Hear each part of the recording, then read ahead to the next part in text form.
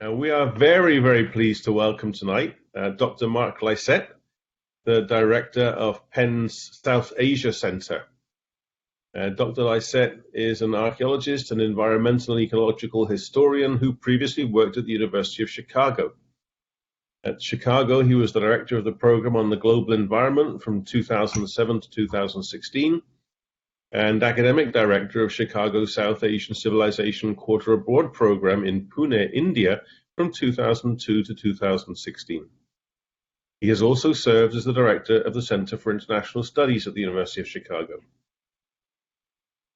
Mark's research and teaching engagements with South Asia have included the Vijayanagara Metropolitan Survey and work on landscape ecology, biodiversity, conservation, and the social lives of forests and forest products.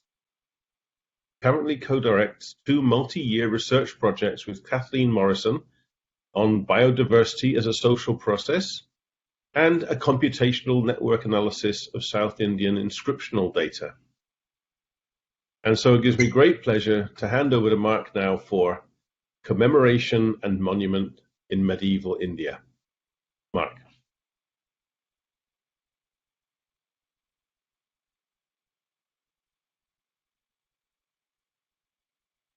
Oh, excellent. Okay. I want to begin tonight with a series of questions about monuments, memory, rather than, say, definitions of those things.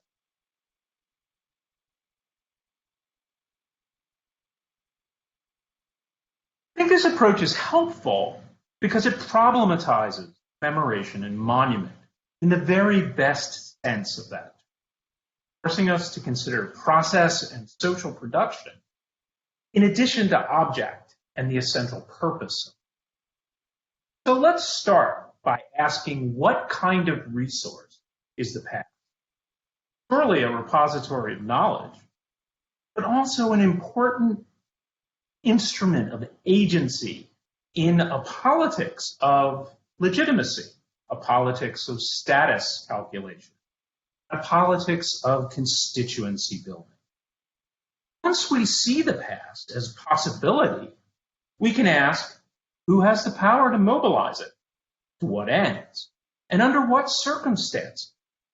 And importantly, how? What are the conditions of production of the past as either a social inheritance or heritage? And this is a good place to insert the monument in the strict sense, as an object or a space that's deliberately designed to commemorate, to evoke meaning, to create collective understandings. The French sociologist and philosopher of space and everyday life, Henri Lefebvre, argued that monuments represent a metaphorical basis for and a symbol of society, where the sacred and the political are symbolically linked and mutually reinforced. That is, they stand for a claim or a set of claims about society, about posterity, and about history. Lefebvre discusses two critically important properties in monumental spaces: durability and transcendence. And it's these properties of monuments that allow them to be both a claim to posterity and a presentation of the present as an outcome of history, as the culmination of everything that's happened in the past. Now, how far we might want to follow Lefebvre is another question. But his linkage of monuments, social memory, and the politics of the past are helpful, because now we get to some really interesting questions. What makes some kinds of objects or symbols especially effective claims on history, on heritage, on identity? What defines a monument is now less important than how monumental objects enter into networks of historical and social relationships, a process that is both relational and contingent, building, changing, adapting through time and through circumstance. Because they are historical, monuments draw on the past to evoke experience, memory, and symbol.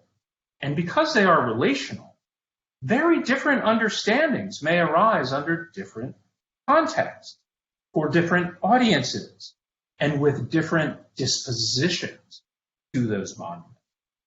So clearly, there's a lot to examine in complex theoretical threads of memory and its sites, but I think it's time to ground our discussion in specificity. And to do that, I'll turn to the great temple complexes of the Vijayanagara Empire. How these monumental spaces were built and used and reused provides clues to both their meanings and functions in past cultural worlds. And here, in this talk, I'll focus on three ways in which monuments are tied up in the social memory of objects, place, and myth, and how these entanglements enter into a politics of heritage and legitimacy and imperial ambition in their own time and in their own place. Now, in order to do that, we're going to have to set the stage with a discussion of the Vijayanagara urban landscape. Founded in stages in the mid-14th century by the Sangama dynasty, elite family who drew on precedents and models from both the Delhi Sultanate and from prior local kingdoms like Hoysalas. The empire arose from the political chaos that followed the Sultanate's raids on the region in the early 14th century. A period of flux in South Indian political hegemony that would lead to the decline of the existing powers in the region and the founding of the Vijayanagara Empire to the south of the Tungabhadra River and the Bahmani Sultanate to the north of the Tungabhadra River. Through four successive dynasties of kings, the Vijayanagara Empire transformed itself from a small regional kingdom to a major political and military power in southern India in a space of about 200 years. The eponymous capital city of the empire was described by one Portuguese visitor as large as Rome and very beautiful to the eye. The capital city was built on and around a sacred pilgrimage spot, Pampa Tirtha, or the river crossing of the goddess Pampa. This ford on the Tungabhadra River was already a location of long-standing sacred associations when the city was founded. An improbable city, perhaps, located at the northern frontier of the empire, along the southern bank of the Tungabhadra, a region never before or since home to an urban center or a capital of any sort. In contrast to the rich alluvial deltas and with intensive agriculture that supported other South Indian capitals, the Vijayanagara landscape is dominated by granitic outcrops and arid lands watered only by the Vijayanagara reservoir and canal system. The city's own origin myth emphasized the novel character as new and arising out of nothing. Archaeological research, however, shows that the region has a long history of settlement, a long history of agriculture, a landscape which is already known and named and memorialized, with fields and temples, occupied places long before the city's founded. So foundation myths notwithstanding, both the city and the empire were built on the embodied memory of an existing landscape, and they adopted its sacred sites and its mythic associations as their own. Here, connections of memory and place are mediated through a particular monumental form. The temple complex hasn't emerged in the 16th century and will largely be focusing on that late Vijayanagara period of the final or Tulava dynasty, the final dynasty of the city. This was a period of explosive growth in every. Population expanded in both the city and the surrounding region. The empire expanded and consolidated its control over peninsular India. Construction and investment throughout the empire grew dramatically. And importantly, for our purposes, elaborate form of monumental temple complex was introduced. Here we can see the peak of inscriptions, right, which document construction episodes by and large in the 16th century. And really that's when these temple complexes. Discuss those temples in detail in a moment, but first I want to give you a quick tour of the city. Fritz Michel and Nagaraj Rao divided the city into three major divisions: the sacred center, the urban core, and the royal center. And these categories do overstate the spatial segregation of the city. That is, there are temples in the royal center, palaces in the urban core, residences and shops in the sacred center, and fields, gardens throughout the city. They do, however, provide convenient labels for discussing the layout of this large, complex city and its hinterland. Two major periods of settlement expansion and agricultural intensification occurred around the city. The first, corresponding to that first peak in inscriptions, was in the early 14th century with the formal establishment of the city proper and the construction of the urban core walls. There's a distinctive pattern of 14th century settlement, focusing on the irrigated lands near the river, with smaller villages and towns located further out, but very few of those compared to later time periods. So really, settlement, agriculture activity is concentrated along the river and along the irrigation canals. During the beginning of the 16th century, however, both urban and rural population grew dramatically. The population may have reached 300,000 people at its height as the city became a sprawling megalopolis, swallowing up pre-existing villages and rural zones. This was pretty clearly one of the largest cities of its era, and certainly at the moment of its height, the largest city in South Asia. Inside the city walls, an active building program created new monumental architecture, including many of the vast temple complexes of the sacred center. So let's have a look at this. 4 massive 16th century temples and many smaller shrines and sacred pathways are found here. The earliest architectural remains are located on Hemakuta Hill, and I'll just put my cursor on those. Including several small pre-Vijayanagara and early Vijayanagara temples, the oldest perhaps built in the 9th century. The core of the great Verapasha temple up here was also built during this period, although anything that you can see today was built during the Vijayanagara. Further south from the sacred center, the area that Fritz and colleagues refer to as the urban core.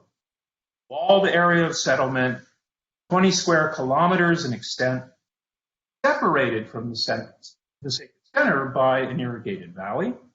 This area includes the most densely settled residential and commercial. Very dense settlement all throughout this valley and all throughout this. There's clear evidence of the cosmopolitan diversity of the city in the urban core, including Jain temples, like here, Vaishnava and Shaiva temples, and the Muslim quarter on the boasting a mosque and tomb complex and a distinctive material culture. Within the urban core is the royal center, a series of walled enclosures protecting monumental structures, areas of elite residence. Contained within the royal center are elephant stables, numerous audience halls and platforms, water features here, palaces. This center. There it is. Okay. Those can be both residential or administrative. And there are two temples in this area, including the Ramachandra temple complex, which we'll talk about in just a couple of minutes. We'll visit that.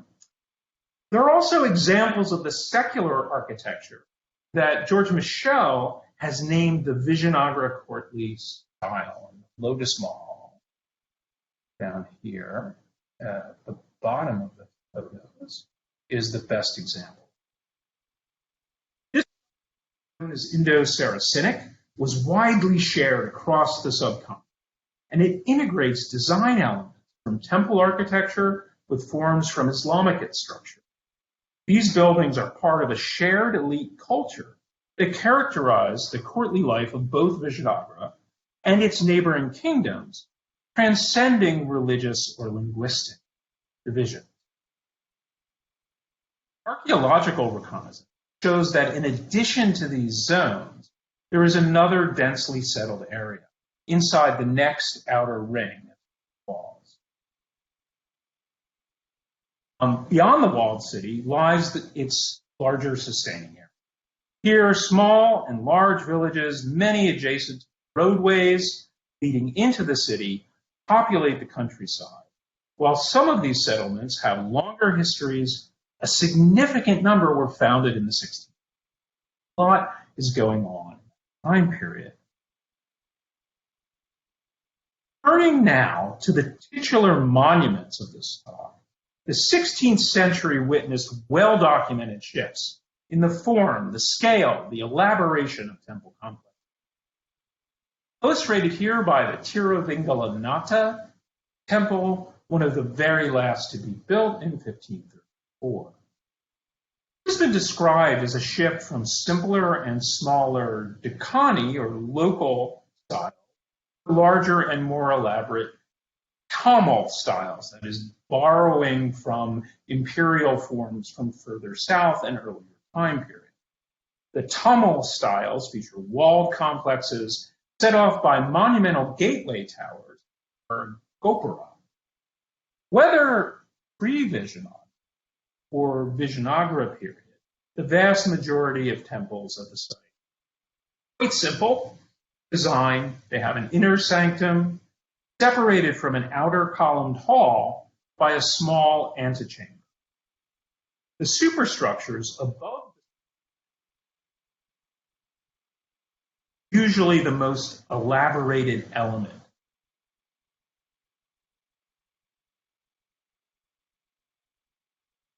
Here, that's the Vimana. And on that pre-Vijayanagara temple, the Vimana has collapsed, so you can't see it. Okay?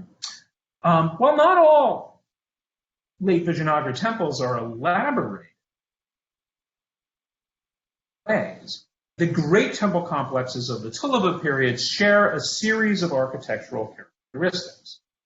Formerly enclosed complexes entered through massive gateways with elaborate gopura or towers, standardized layouts that lead you from the gateway through the columned halls into the inner sanctum, associated subsidiary shrines and other columned halls, elaborate column forms, stereotypic images, new iconographies that are associated with the foundation myths of important pilgrimage centers, as well as royal images and donor portraits that are and associated bazaar streets, some of which are a kilometer in length, right, extending from the front gate outward.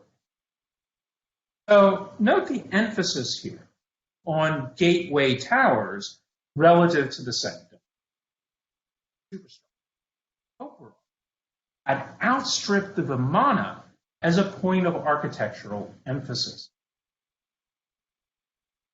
In some cases, Krishna Temple, Nata, the Patri, these complexes were constructed in a single well-planned episode, while in others, the Verapasha, the Vitala, already important sacred centers were elaborated in a way that conformed to this template, either through accretional reworking or planned construction, a series of large, elaborate, and heavily inscribed temple complexes came into being in the city, all within a period of about 25 years. So this is a very, very rapid pace of monumental construction in this time and in this place.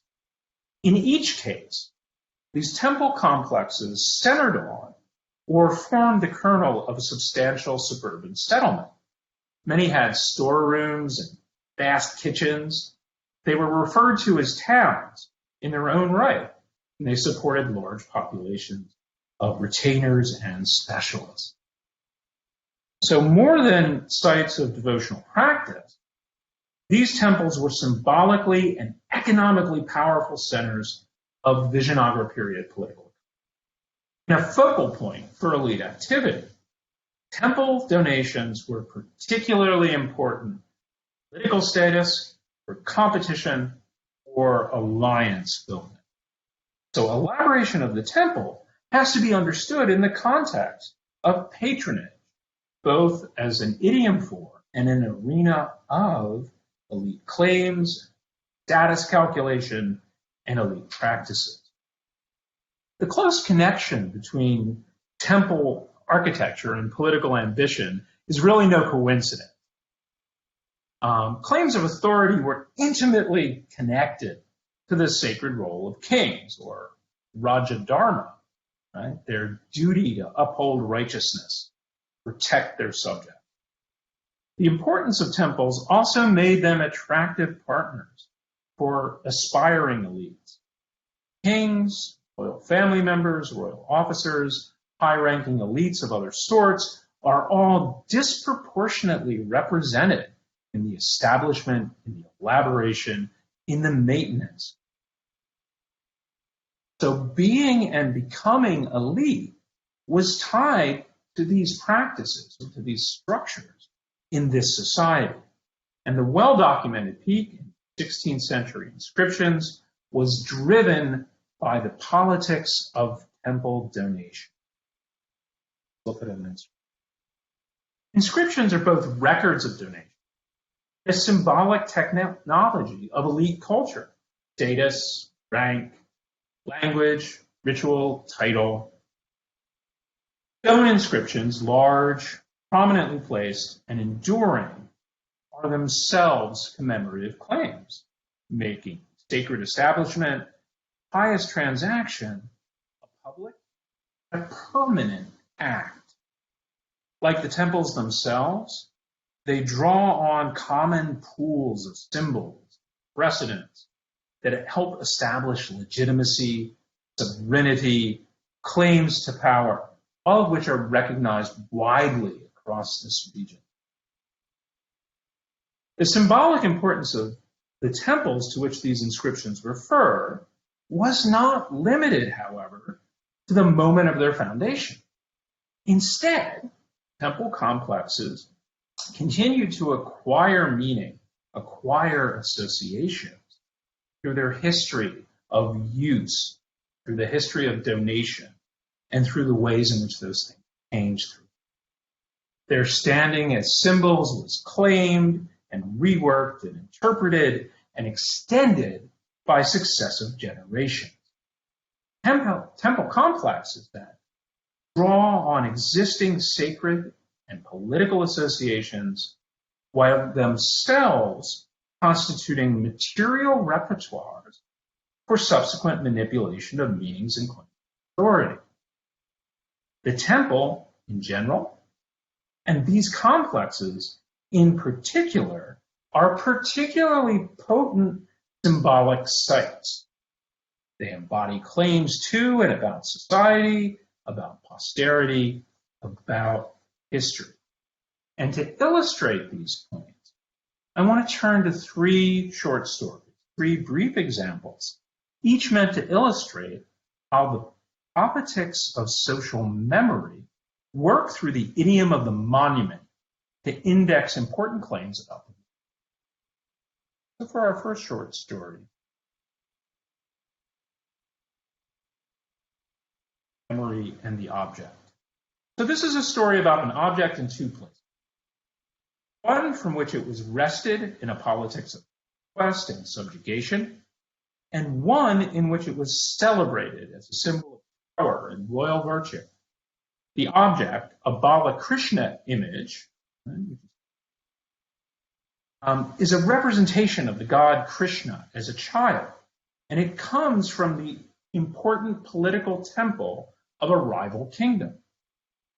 This is also the story of the first of the 16th century temple complexes to be built, Krishna Temple. It was designed to house the Udayagiri Balakrishna image that we just looked at, an image brought to the city following a successful military campaign. 15. Captured from a rival Hindu king, the image was removed from its home temple at Udayagiri fort, rehoused in the imperial capital, celebrating the power and the position of the most famous Tulava king, Krishna Deva Raya. Historian Richard Davis, in his well-known book, The Lives of Indian Images, explores exactly this case as a model of conquest and ritual incorporation in a politics of royal appropriation and symbolic subordination. He notes how rulers of this area drew on a repertoire of symbolic objects as targets for looting or appropriation in order to conspicuously incorporate the sovereignty of other kings, of other rulers. Thus, the incorporation of a rival's religious image becomes part of the accumulation of signs of rule, kind of politics of legitimation, of primacy in medieval India. This Balakrishna image is important because it was already linked to a political rival's sovereignty. It was already the tutelary deity, right, or the house god of another ruler.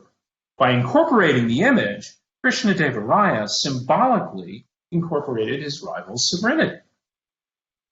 And it should not be lost on anyone. The king and the god share a name in this. If it were, there are numerous royal donor portraits carved into the column of the behind you. Escape the notion. What about the temple itself? Right? What role does its production play? Certainly the massive scale, the architectural elaboration, the use of imperial styles that are derived from other traditions, all of those are important markers of the place of this temple in Vijayanagara society. It also features martial imagery, which is otherwise not common on any similar structures in the city. Certainly this reminds us of its origins in imperial triumph. So while the temple draws on other sovereignties through its central image, it also aligns with politics of imperial ambition and Rajadharma as it speaks to Vijayanagara society. It's really not surprising that great temples like this one were contested spaces in the politics of pre-colonial sovereignty. They were targets, that they were objects for kings and others. Okay. For our second short story, we're going to consider the relationship of memory and place. And to do that, we need to talk a little bit about the landscape in which the city sits is defined by two sets. Both of these predate the founding of the city. The sect of the goddess Pampa and the identification of the Hampi-Daroja Hills with Kishkinda, the monkey kingdom of the Ramayana and the birthplace of the hero Hanuman. Each of these associations will figure into our remaining stories, but in different ways. So we'll start with Pampa. Although Pampa Tirta, right, which we can see here in the bottom photograph, was a culturally important place for 500 or 600 years before the founding of the city. It wasn't a major locus of settlement until about 1300. By the time of the founding of the city, the river goddess Pampa had already been incorporated by marriage to the sect of Verapasha of Hemakuta, which is a form of Shiva. Verapasha's following expanded with the growth of bhakti movements or popular devotional worship, making Hampi, this location, an important sacred site well before the city was built. And it was during the early Vijayanagara period, however, that the new kings of the city made Verapasha their own symbol of sovereignty, their own symbol of sacred legitimation. The first dynasty, the Sangamas, adopted Verapasha as their sign manual and tutelary deity.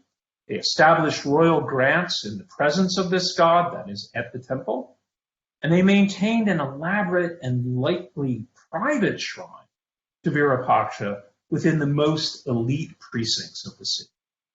Successive kings built upon both the pilgrimage center and the private shrine throughout the life of the city, creating an historically marked, heavily inscribed nexus of political and sacred authority that's associated with Vijayanagara rule. The temple came to represent the Vijayanagara king. In time, the great temple complex to Verapasha would come to dominate the landscape that had once been dedicated to the river goddess. So this is a story of the appropriation of an existing sacred place as part of a politics of legitimation and positioning in relation to the past and to local sacred power. It's also a story of material process inscribed on the landscape. Phil Wagner, one of the most incisive architectural historians of pre-colonial South India, has traced this process in the realignment of the sacred axis of the site. I'll do that in just a moment. Pampa Tirtha itself is unmarked by any monumental signs. The anchor of the sacred path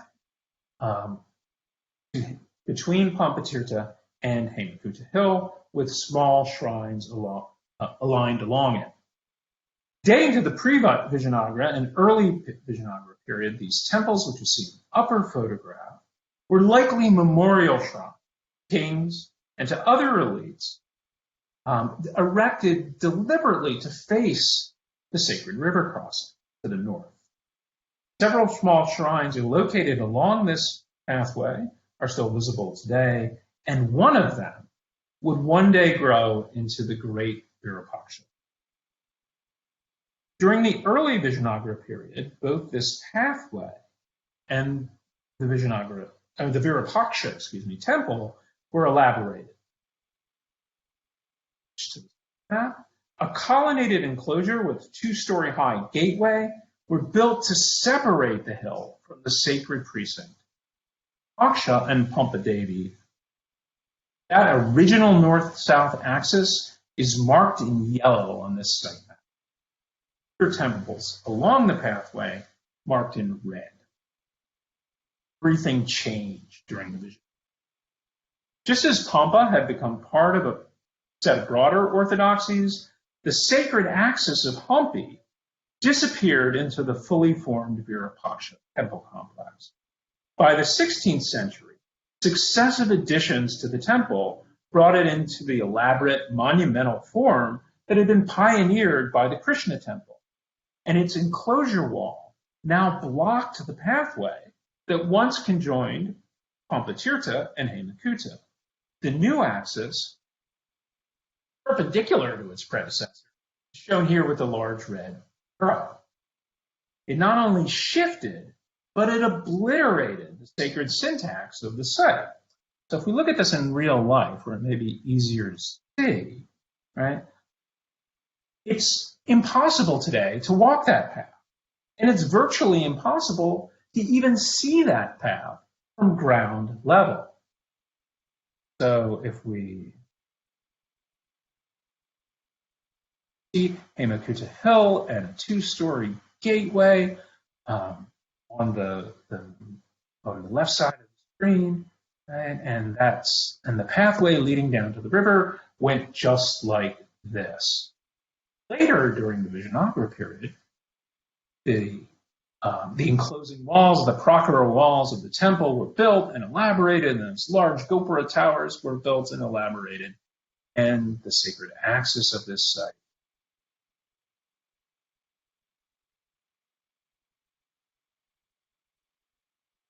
Our third short story, we'll turn to memory and the mythic. Here's where we bring in the Ramayana. Ramayana, the great epic of Rajadharma, is of course the story of the seventh incarnation of Vishnu, the form of the virtuous king Rama. In one key part of the story, Rama and his brother Lakshmana visit the monkey kingdom, Kishkinda, in search of his wife Sita, who has been abducted by Ravana, the king of the demons. Here, the politics of God, king, and monkey twine in tales of intrigue and heroism and virtue, as the monkey hero Hanuman joins the quest to vanquish Ravana and recover Sita.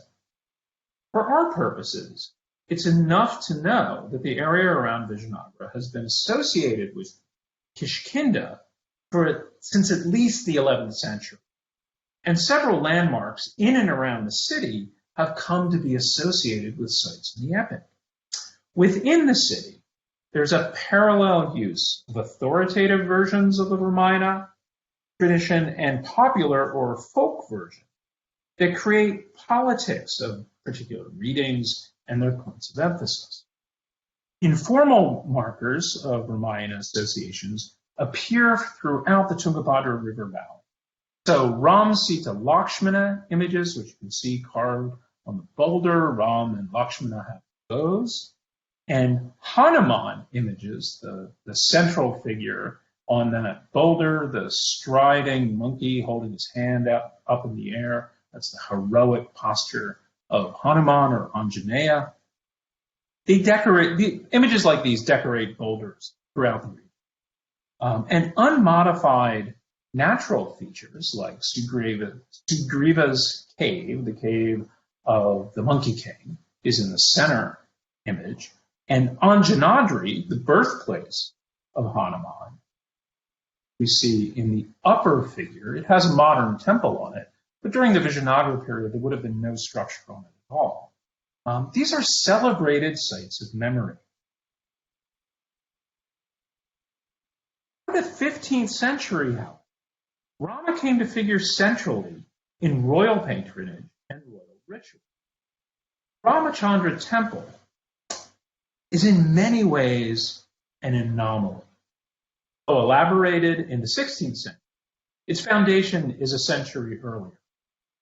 And it's earlier than the great complexes that we've focused on. While never as large or as spectacular as the Verapasha or its stablemate, it was arguably the most elaborate temple prior to the consecration of the Krishna. Large, made with exotic materials, finely carved, and surrounded by an enclosure wall, it stands out from all the other monuments. And even its location is an anomaly. It's one of only two temples in the royal center, located in an area of highly restricted access, area dominated by structures believed to have been used in royal ritual. Those fine carvings, they're no less. The main shrine of the temple includes a complete retelling of the Ramayana in bas-relief. The story unfolds in 3 circumambulations as we wind our way around the temple, emphasizing key points in Rama's career as the ideal king and God. The second set of narrative panels lines the interior of the enclosure wall around the temple. Very different images, the exterior of that same wall. Lines of dancers and elephants and horses make their way across these. These images of procession and courtly life are found only on one other structure at the site. Massive platform believed to have been part of the king's ritual observance of Dasara, the state festival. Subordinate princes and their armies paraded through the city before the king. Critics and others have argued the Ramachandra Temple likely played a key role in this ritual, linking king and god in direct and conspicuous politics. Cultural memory. Ramayana provided a potent storehouse of symbols then for both the king and the commoners. Here, however, it's appropriate to add a footnote. Even within the symbolic set of Ramayana images, it's Kishkinda, not Ramachandra, that stood the test of time. The elite Ramachandra temple, with its elaborate narrative panels, critical place in state ceremony, today stands largely intact, but also empty, while images carved on boulders, folk landmarks, remain important, salient to a broad community of worshippers. Kings may appropriate Rama, but the social construction of Kishkinda remains profoundly open, not under the control of any one power or constituency. And this coda points us to our afterword, Vijayanagara as urban career of Vijayanagara came to an end with the defeat of the imperial army at Talakota in 1565.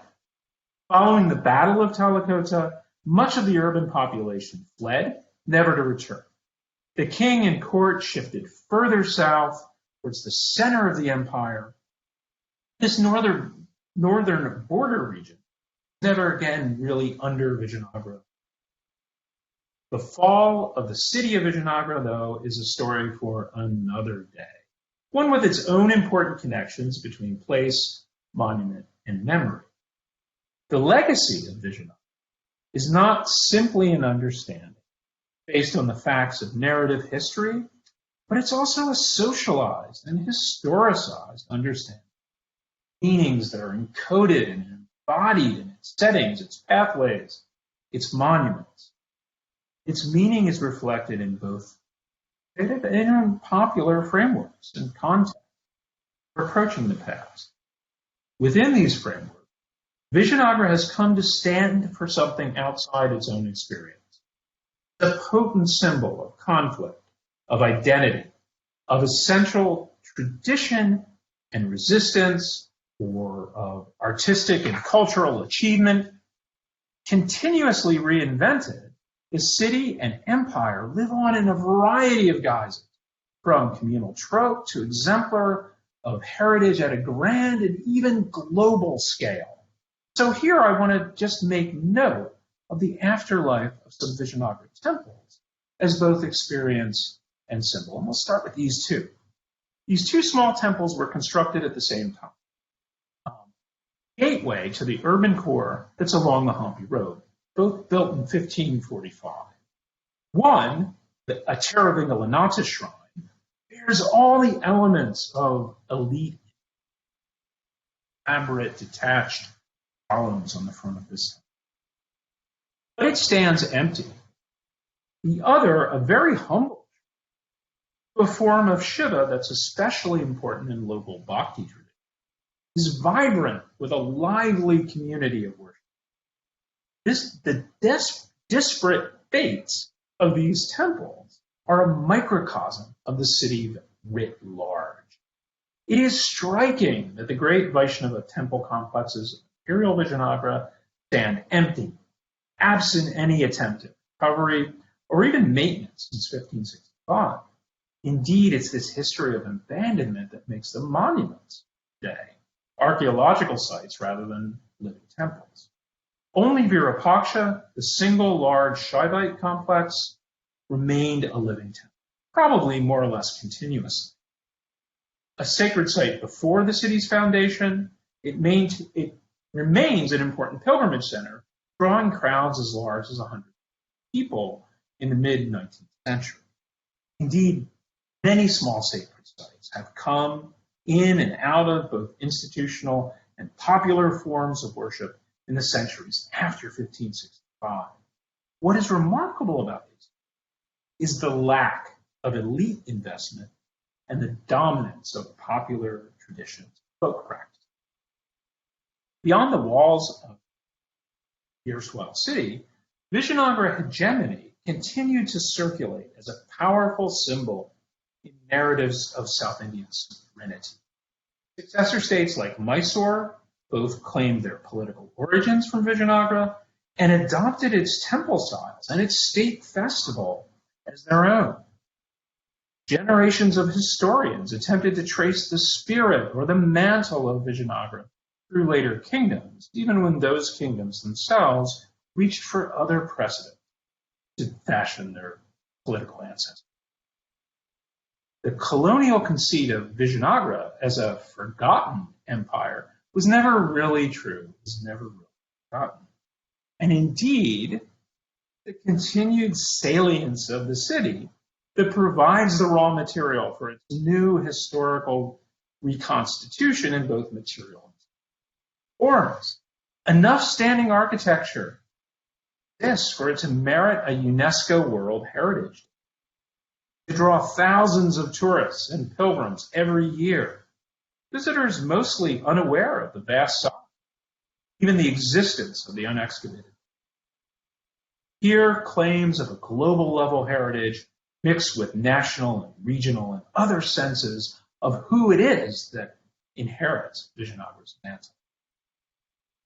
The social memory of the city remains available, an open forum for the uses and understandings of the past, for its representation, and for its importance for the present. Thank you.